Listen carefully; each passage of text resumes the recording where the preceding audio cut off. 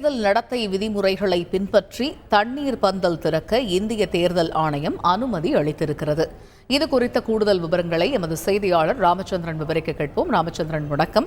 இப்ப தண்ணீர் பந்தல் திறக்க இந்திய தேர்தல் ஆணையம் அனுமதி அளித்திருக்கக்கூடிய சூழல்ல இதற்கு விதிக்கப்பட்டிருக்கக்கூடிய விதிகள்லாம் என்னென்ன, அது பற்றிய விவரங்கள் என்ன? வணக்கம் காயத்ரி. தமிழகம் மற்றும் புதுவையில் அடுத்த 4 தினங்களுக்கு வெப்ப அலை வீசும் என்றும் அறிவிக்கப்பட்ட நிலையில் இந்திய தேர்தல் ஆணையம் ஒரு முக்கிய முடிவை எடுத்து அறிவிப்பை வெளியிட்டுள்ளது.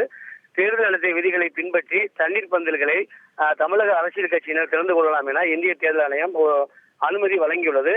குறிப்பாக எந்த ஒரு அரசியல் கட்சியும் வேட்பாளரும் இந்த செயல்பாட்டின் மூலமாக எவ்விதத்திலும் அரசியல் ரீதியாக பயன்பெறக்கூடாது எனவும் தண்ணீர் பந்தல் திறப்பின் போது தேர்தல் நடத்தை விதிகள் கண்டிப்பாக கடைபிடிக்க வேண்டும் எனவும் தெரிவித்துள்ளது.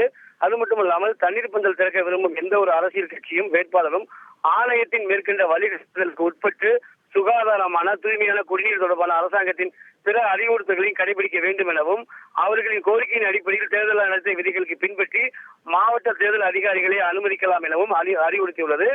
அனைத்து மாவட்ட தேர்தல் அதிகாரிகளும் அவருடைய எல்லைக்குள் தேர்தல் நடத்தை விதிகளை பின்பற்றி முறையில் தண்ணீர் பந்தல் செயல்பாடுகள் நடைபெறுகிறதா என்பதை உறுதி செய்ய வேண்டும் எனவும் மாவட்ட தேர்தல் அதிகாரிகளுக்கும் ஒரு அறிவுறுத்தலை இந்திய தேர்தல் ஆணையம் வழங்கியுள்ளது. காயத்ரி, விரிவான விவரங்களுக்கு நன்றி ராமச்சந்திரன்.